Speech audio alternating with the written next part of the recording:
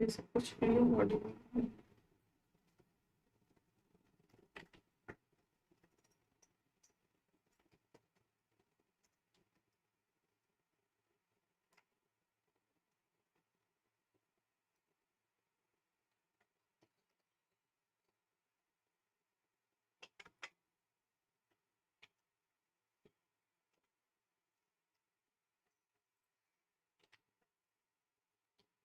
चलिए सब कुछ क्लियर है, ओपन कीजिए एक बार। Good evening all of you. मैं सरिता मिश्रा आपके अपने सेल्फ स्टडी क्लासेस पर स्वागत करती हूँ। उम्मीद करती हूँ कि आप लोग बिल्कुल बढ़िया होंगे, स्वस्थ होंगे, प्रसन्न होंगे। तो चलिए दिनदार तरीके से क्लास को स्टार्ट करते हैं, पूरे मन से, पूरे होशोबाज से। ठीक है भाई, और पूरी ईमानदारी से क्लास को शेयर करना है। ठीक है, चलिए तो बिना देरी करते हुए क्लास को स्टार्ट करते हैं। सब कुछ क्लियर है? ऑडियो वीडियो एक बार आप लोग थम्स अप दिखा दीजिए तो मुझे भी यहाँ कंफर्म हो जाए। ठीक है, ओके।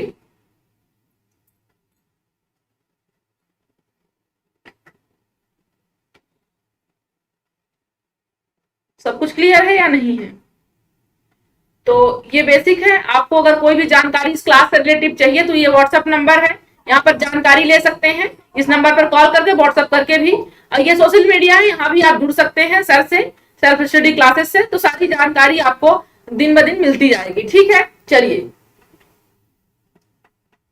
चैनल के साथ साथ हमारा ऐप भी है सेल्फ स्टडी का, तो आप ऐप को भी इंस्टॉल कर लीजिए, क्योंकि आपको यहाँ पर भरमार चीजें फ्री मिलती हैं।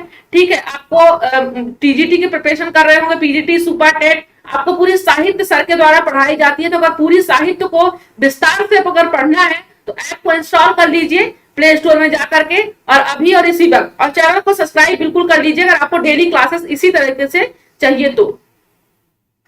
अगर आप ऐप को इंस्टॉल करने जाते हैं तो आपको ऐप का कुछ ऐसा आइकॉन दिखाई देगा, ये आ रहा ऐप का आइकॉन। यहाँ पर इंस्टॉल करने जाएगा प्ले स्टोर पर, तो यहाँ आपको इंस्टॉल पर क्लिक कर देना है तो ओपन हो जाएगा। बेसिक आपको यहाँ पर टर्म्स करने पड़ेंगे, जो आप कंप्लीट करेंगे तो ऐप जो है हमारा ओपन हो जाएगा। चलिए, तो आज का पहला क्वेश्चन स्क्रीन पर आ चुका है। सभी लोग क्लास को एक बार फिर से ईमानदारी शेयर कर दीजिए, क्योंकि एक शेयर से पता नहीं कितनों की जिंदगी भी बन जाएगी, है ना।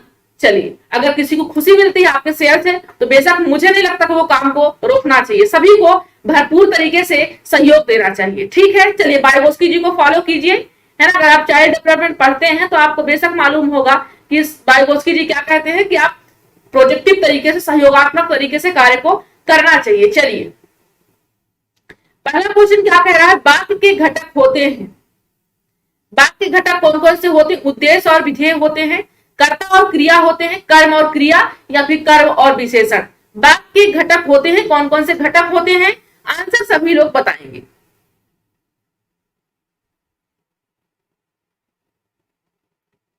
ओके,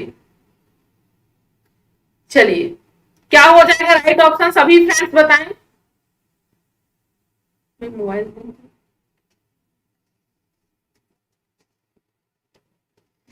चलिए बिल्कुल कमेंट लगातार ए आ रहे हैं। चलिए, वेल डन। एक बार हम देख लेते हैं कि ए कैसे है। ठीक है, सेंटेंस आपने सभी ने पढ़ा होगा, वाक्य पढ़ा होगा अभी तक। ऐसा नहीं होगा मेरे द्वारा पहली बार पढ़ाया जा रहा। इसका जो राइट ऑप्शन है उद्देश्य और विधेय, बिल्कुल सही बात है। देखिए, किसी भी वाक्य में क्या क्या होना जरूरी है? सबसे पहला, किसी भी वाक्य में 6 तत्व पाए जाते हैं। हर एक सेंटेंस में, कोई भी सेंटेंस आपको बेसिक मिलेगा, सरल मिले, संयुक्त मिले, या फिर मिश्र मिले, आपको कितने घटक मिलेंगे? 6 तत्व हर एक सेंटेंस में होना चाहिए बेसिकली। ठीक है, कौन कौन से होना चाहिए? पहला नोट कर लेंगे, सार्थकता होनी चाहिए। दूसरा क्या होना चाहिए? हर एक सेंटेंस में योग्यता होनी चाहिए। तीसरा, हर एक सेंटेंस में क्या पाया जाना चाहिए? आकांक्षा। चौथा, मैं आपको इसका हिंदी बताऊं क्या इसका मतलब होता है? निकटता भी होनी चाहिए। पांचवा क्या है? पदक्रम है। छठवां क्या है? अन्वय है। ठीक है, तो टोटल आपके 6 यहाँ पर तत्व पाए जाते हैं हर एक वाक्य में।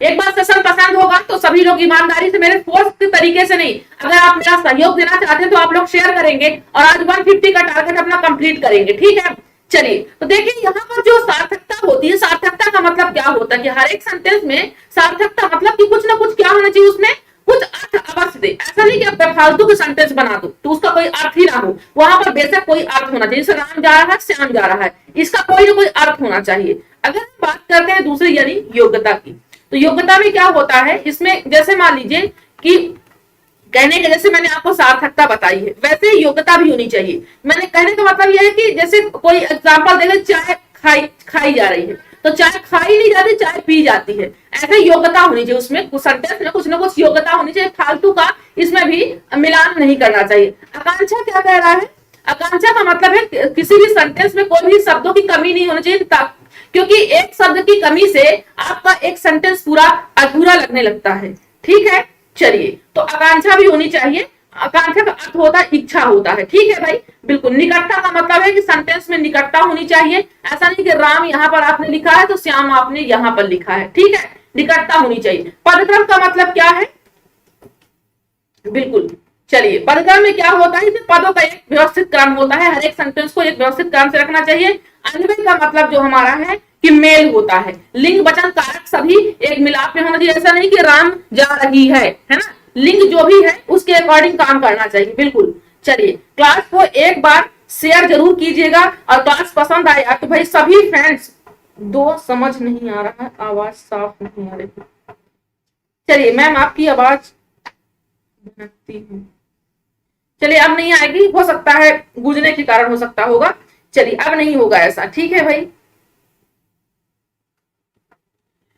हाँ बिल्कुल। चलिए, अगर हम बात करते हैं घटक की, तो वाक्य के दो अंग होते हैं। इसको मैं इरेज कर देती हूँ, एक बार नोट करना हो तो आप स्क्रीनशॉट भी इसको ले सकते हैं। चलिए, मैं इसके वाक्य के अंग भी बता देती हूँ। अभी तो मैंने आपको वाक्य के अंग 6 तक तो बताएंगे, वाक्य के अंग भी बता देती हूँ कौन कौन से इंपॉर्टेंट होते हैं हर एक सेंटेंस में। ठीक है, आप लोग बोर तो नहीं हो रहे हो कि मैं आपको ज्यादा डिटेल दे रही हूँ, क्योंकि बहुत सारे ऐसे भी साथी होते हैं जो कहने लगते हैं कि मैम जल्दी चलिए, आगे चलिए। ठीक है, तो अगर ऐसे फ्रेंड्स होंगे तो भी बताइएगा, हम सारे तरीके से यहाँ पर हथकंडे अपनाएंगे। कहने का मतलब सभी विधियों से लेकर के चलेंगे। तो देखिए, तत्व कितने होते हैं, वाक्य के तत्व कितने होते हैं, दो ही होते हैं। कौन कौन से, एक उद्देश्य होता है और दूसरा हमारा विधेय होता है। कहने का मतलब है कि जैसे अनुराग खेलता है, अनुराग खेलता है, तो अनुराग हमारा क्या है, यहाँ पर उद्देश्य है। अनुराग क्या है, हमारा उद्देश्य है, और यहाँ पर खेलना क्या है, इसका विधेय है। तो कंप्लीट हुआ सारी चीजें, ऑप्शन नंबर ए आपका बिल्कुल क्लियर हो जाता है। ओके, मुझी गंजे मजीली दीदी, नो मैम। ओके, चलिए अगला क्वेश्चन देखते हैं कि हमारा आज का अगला क्वेश्चन क्या कह रहा है। अब नहीं गूंजेगी आवाज, भाई टेंशन मत लीजिए आप लोग। देखिए, नेक्स्ट क्वेश्चन हमारा क्या कह रहा है, यह फाइल आज 150 जाना चाहिए लाइव फ्रेंड, सभी लोग शेयर इतना जरूर कीजिएगा। ठीक है, चलिए, यह फाइल प्रबंधक तक पहुंचाओ, अर्थ के आधार पर वाक्य क्या है। क्या कह रहा क्वेश्चन की यह फाइल जो है ये प्रबंधक तक पहुंचाओ, तो अर्थ के आधार पर वाक्य क्या है, इच्छावाचक है, प्रश्नवाचक है, संकेतवाचक है, या फिर आज्ञावाचक है। आंसर करेंगे, राइट ऑप्शन क्या होगा। सबसे पहले आप लोग ये बताइए कि अर्थ के आधार पर वाक्य कितने प्रकार के होते हैं। तो कितने प्रकार के होते हैं, अर्थ के आधार पर 8 प्रकार के वाक्य होते हैं। कौन कौन से होते हैं, तो 4 तो आपके सामने ही रखा है, इच्छावाचक, प्रश्नवाचक, संकेतवाचक और आज्ञावाचक। ठीक है भाई, और कौन सा नहीं है, यहाँ पर संदेहवाचक नहीं है, संदेहवाचक नहीं है, और आपका विस्मयवाचक भी नहीं है, और आपका निषेधवाचक भी नहीं है। निषेधवाचक का मतलब है नकारात्मक। ठीक है, तो टोटल अर्थ के आधार पर 8 प्रकार के सेंटेंस होते हैं। ठीक है भाई, बिल्कुल।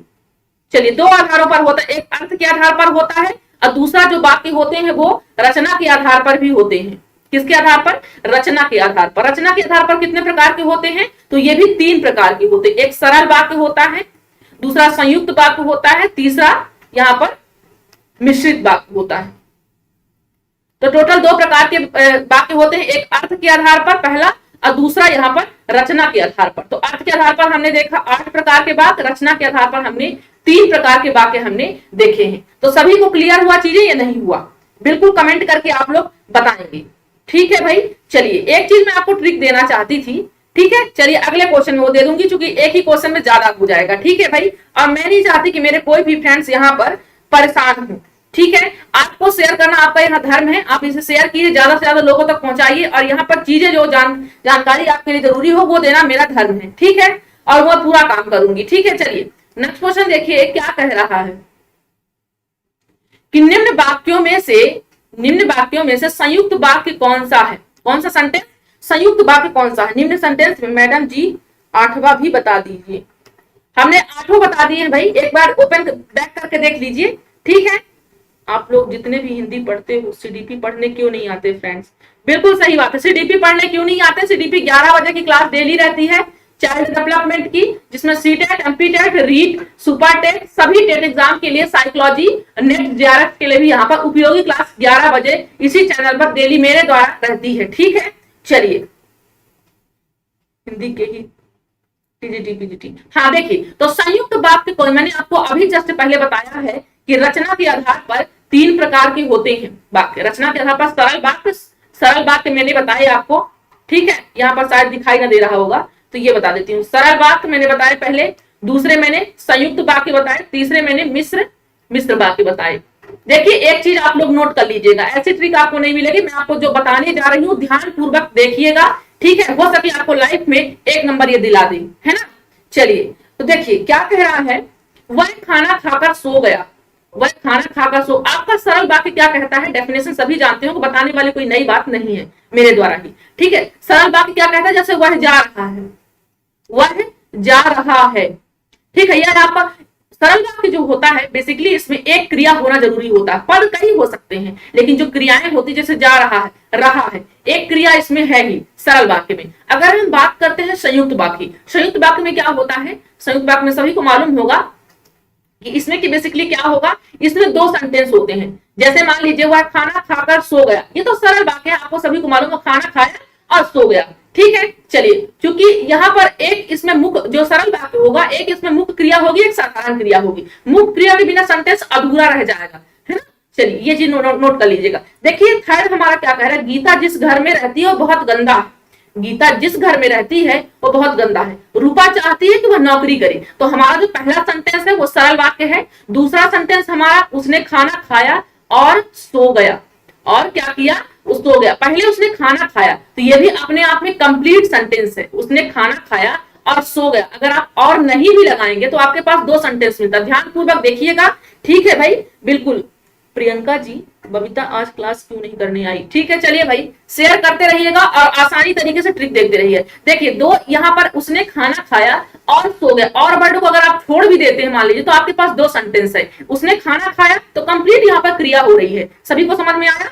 एक बार हाइड कर देती हूँ अगर आपको दिखाई नहीं दे रहा होगा तो। चलिए आवाज अभी आई। देखिए फिर क्या है, और सो गया। 2 क्रियाएं यहाँ पर बेसिकली हो रही है। उसने पहले खाना खाया है फिर सो गया है। अगर और आप नहीं भी लगाएंगे 2 क्रियाएं आपको दिखाई दे रही है कि 2 सेंटेंस है। इसका मतलब ये आपका संयुक्त वाक्य है। अगर हम यही पर बात करते हैं मिश्र वाक्य की, मिश्र वाक्य कैसे, क्योंकि कभी कभी ऐसा होता है कि सेंटेंस समझ में ही नहीं आता कौन सा सेंटेंस किसका है, सरल का है या क्योंकि सरल और संयुक्त, जो संयुक्त और मिश्र वाक्य सेम टू सेम रहते हैं, थोड़ा सा डिफरेंट रहता है। तो एक चीज हमेशा नोट कर लीजिएगा मेरी, ठीक है। वो क्या है कि जैसे ये सेंटेंस कह रहा है गीता जिस घर में रहती है वो बहुत गंदा होता है, वो बहुत गंदा है। तो जो आपका सरल वाक्य होगा वो तो मान लीजिए कि इंडिपेंडेंटली ज्यादा लेंथी नहीं होता है, उसमें एक ही क्रियाएं होंगी, मुख्य क्रियाएं।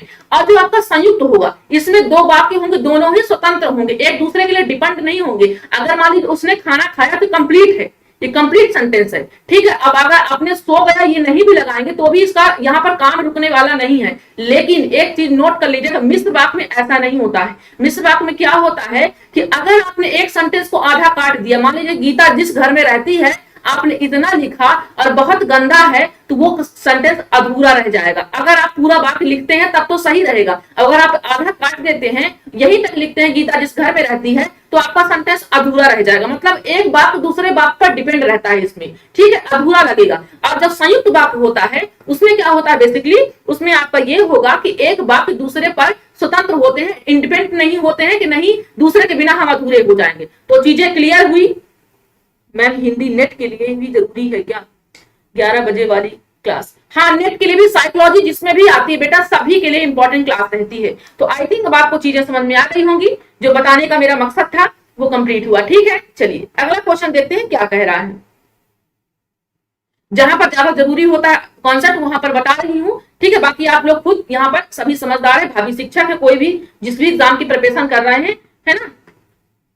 चलिए अगला क्वेश्चन देखते हैं क्या कह रहा है। एक सेकंड,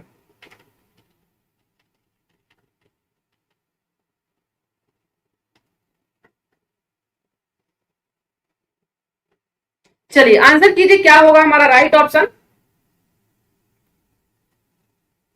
देखिए क्वेश्चन क्या कह रहा है कि दो पर्वतों के बीच की भूमि को क्या कहते हैं। मेरे गला सही नहीं, इसलिए ज्यादा नहीं बोलूंगी, है ना, जहां पर ज्यादा जरूरी वहीं पर बोलूंगी। देखिए दो पर्वतों के बीच की भूमि क्या कहते हैं, उपात्त क्या कहते हैं, घाटी कहते हैं, द्रोण कहते हैं, या फिर बेसिन कहते हैं। आंसर कीजिए।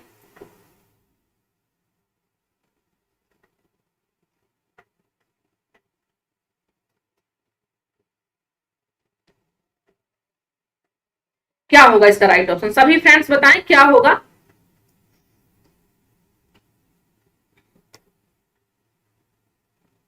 चलिए मैम आपके क्वेश्चन यूपीएसआई के लिए भी बेस्ट है। हाँ बिल्कुल बेस्ट है। चलिए देखिए क्या कह रहा है, दो पर्वतों के बीच की जो भूमि होती है उसे क्या कहते हैं, उसे कहते हैं घाटी कहते हैं। दो पर्वतों की, मान लीजिए एक पर्वत ये है और दूसरा पर्वत ये है, बीच का जो रास्ता है इसे क्या कहते हैं, हम घाटी कहते हैं। और यहाँ पर उपात्त क्या किसे कहते हैं, अगर मान लीजिए कि ये आपका पर्वत है, यहाँ साइड की जो यहाँ जमीन है उसे क्या कहते हैं, हम उपात्त क्या कहते हैं। तो दोनों चीजें क्लियर हुई या नहीं हुई। चलिए नहीं, बहुत सारे साथी यहाँ पर उपात्त क्या भी कर रहे हैं, लेकिन घाटी आंसर होगा। बिल्कुल वेल डन, क्या बात है, सभी के सही आ रहे हैं। चलिए सभी के लिए इंपॉर्टेंट क्लास है। और भाई 150 आज होने चाहिए, और आज 150 टारगेट अपने फ्रेंड्स कंप्लीट करना है, ठीक है, आज नहीं चलेगी। चलिए 80 है आप लोग, और भी जोड़िए। देखिए हमारा नेक्स्ट क्वेश्चन आज का क्या कह रहा है, ध्यान से पढ़ें क्वेश्चन को। जिसे पार करना कठिन हो, क्या है, जिसे पार करना कठिन हो उसे क्या कहते हैं, जिसे पार करना कठिन हो उसे निगम कहते हैं, आगम कहते हैं, दुर्गम कहते हैं, अगम्य कहते हैं। आंसर कीजिए, बताएं जिसे पार करना कठिन हो उसे क्या कहा जाता है। चलिए वेल डन, आपका सपोर्ट देकर वाकई में बहुत मोटिवेट होती हूँ। आपको मालूम भी नहीं है कि मुझे कितनी खुशी होती है ना। चलिए लाइक कर दिया, बिल्कुल जिसने कर दिया है बहुत अच्छी चीज है। हर एक व्यक्ति को कोई भी मेहनत कर रहा है उसका सपोर्ट करना चाहिए, चाहे हमारे प्लेटफॉर्म में हो या फिर किसी अन्यत्र में, ठीक है। अगर आपके एक लाइक एक शेयर से किसी का भविष्य बनता है, किसी को खुशी मिलती है, किसी का बन रहा है लाइफ, तो उसको बिल्कुल करना चाहिए, ठीक है। देखिए यहाँ पर जो क्या हो, जिसे पार करना कठिन होता है, जैसे बहुत कहते हैं ना कि भाई ये बहुत दूर है, मैं तो ये पार नहीं कर पाऊंगा, इतने किलोमीटर मैं पैदल नहीं चल पाऊंगा, मतलब दुर्गम है ना, बहुत दूर है, जैसे पार करना कठिन हो जाता है। तो ऑप्शन सी, मुझे मालूम है कि मेरे सभी फ्रेंड्स यहाँ पर इतने समझदार सभी फ्रेंड्स हैं, बिल्कुल किसी किसी का हुआ है, बाकी सभी का सही है। चलिए well done, God bless you, ईश्वर करे आपकी मदद करे, जिस भी एग्जाम की आप प्रिपरेशन कर रहे हो वो आपके पूरे समूचे यही क्वेश्चन आपको मिले, ठीक है। पेपर लीक नहीं कर रही हूँ, बस बता रही हूँ कि ऐसे ही मिलेंगे, ठीक है। नेक्स्ट क्वेश्चन देखिए, जो शत्रु की हत्या करता है उसे क्या कहते हैं, शत्रुधन कहते हैं, नश्वर कहते हैं, जन्मांध कहते हैं, निर्दय कहते हैं। आंसर कीजिए क्या होगा मैडम जी।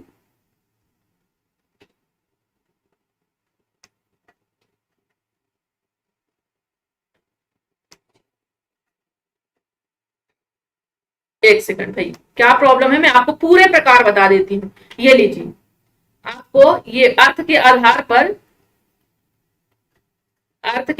कितने वाक्य होते हैं मैं आपको पूरे प्रकार बता देती हूँ। पहला नोट कर लीजिएगा, विधानवाचक या इसी को क्या कहते हैं, अफर्मेटिव भी इंग्लिश में कहते हैं, साधारण वाक्य भी इसको कह सकते हो आप,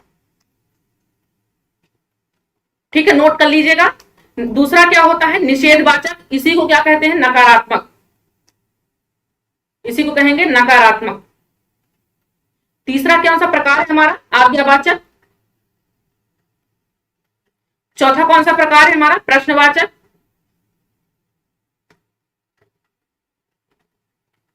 पांचवा कौन सा प्रकार है हमारा, इच्छावाचक। छठवां कौन सा है हमारा, संदेहवाचक। सातवां कौन सा हमारा, विस्मयवाचक। आठवां कौन सा प्रकार है, संकेतवाचक। ठीक है भाई, आप क्लियर हुआ सभी को या नहीं हुआ, आप सभी को क्लियर हुआ। चलिए मैंने सब आठों प्रकार बता दिए हैं, नोट कर लीजिएगा। अगर आपको चाहिए कि दूसरा भी एक बार स्क्रीनशॉट ले लीजिए सभी फ्रेंड्स, और दूसरा भी बता देती हूँ, रचना के आधार पर भी वाक्य, रचना के आधार पर। पहला होता है सरल वाक्य, दूसरा होता है संयुक्त वाक्य, तीसरा होता है मिश्र वाक्य। क्लियर हुआ सभी को। चलिए ओके, चलिए नोट कर लीजिएगा सभी फ्रेंड्स। चलिए अगला क्वेश्चन करते हैं कि क्या कह रहा है हमारा। तो यहाँ पर जो पहले राइट ऑप्शन जान लेते हैं, जो शत्रु की हत्या करता है वो क्या कहलाता है, शत्रुघ्न कहलाता। ऑप्शन नंबर 1 हो जाएगा। ठीक है भाई, बहुत बहुत धन्यवाद मैडम जी, आपको भी धन्यवाद। हो सकता है आपके कारण कोई और भी साथी जान पाए हो, है ना भाई। चलिए, इसीलिए तो कहते हैं कि मदद कीजिए, हो सकता है किसी का भला हो जाए, हो सकता है कोई फ्रेंड्स ना कह पाया हो, आपके द्वारा वो जान पाया हो। ठीक है, चलिए, बिल्कुल अच्छी बात है। पूछना चाहिए, जिज्ञासा तो होती, यही बहुत बड़ी बात है। व्यक्ति के मन में जिज्ञासा होनी चाहिए। एक सेकंड में क्या प्रॉब्लम आ जाती है भाई, यहाँ से साइड हो जाता है।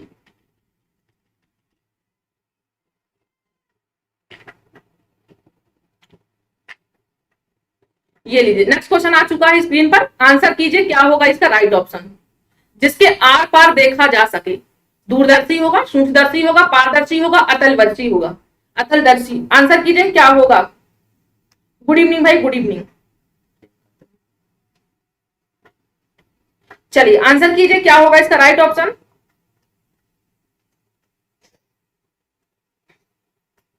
जिसके आर पार देखा जा सके उसे क्या कहते हैं, आप सभी जानते हैं, क्या कहते हैं, पारदर्शिता कहते हैं। ठीक है भाई, सभी को ये चीजें मालूम है। साइंस में भी आपने पढ़ी होगी, नहीं पढ़ी है तो रियल लाइफ में आपने कहीं ना कहीं जरूर सुना होगा। चलिए, अगला क्वेश्चन देखते हैं क्या कह रहा है हमारा अगला क्वेश्चन आज का। हर काम को देर से करने वाला, हर काम को देर से करने वाला दीर्घदर्शी होता है, अदूरदर्शी, विलंबी या दीर्घसूत्री। बताइए, बहुत सारे साथी इसमें कंफ्यूज हो गए, ये मुझे पता है। बहुत सारे साथी कंफ्यूज होने वाले हैं इसमें, इस क्वेश्चन में। हर काम को देर से करने वाला, और ये मैं बिल्कुल बर्दाश्त नहीं करूंगी कि आप लोग यहाँ पर संख्या नहीं बढ़ा रहे हैं। सुमन, अलका, बबीता, रघुवंश, अमित, सरोज, सभी लोग सपोर्ट कीजिए, है ना। मुझे भी मोटिवेशन मिले कि हाँ भाई, मेरे फ्रेंड्स अगर कहते हैं तो वो करते भी हैं। ठीक है, आप लोग भी बात में दम हो तो मेरे भी भाई, मैं भी उतनी मेहनत करूं अपने फ्रेंड सर्कल के लिए। देखिए, हर काम को देर से करने वाला, बहुत सारे साथियों को सी आ रहा है, मुझे मालूम है, विलंब ही कहते होंगे, लेकिन दीर्घ सूत्री होगा। सर्च कर लीजिएगा एक बार आप लोग, ठीक है। और बाकी चीजें, बाकी आपका दीर्घ सूत्री राइट ऑप्शन है, ऑप्शन नंबर डी होगा। हाँ, हर काम को देर से करने वाला, विलंब ऐसा लगता है लेकिन होता नहीं। ठीक है, चलिए, सी नहीं होगा, डी ऑप्शन होगा।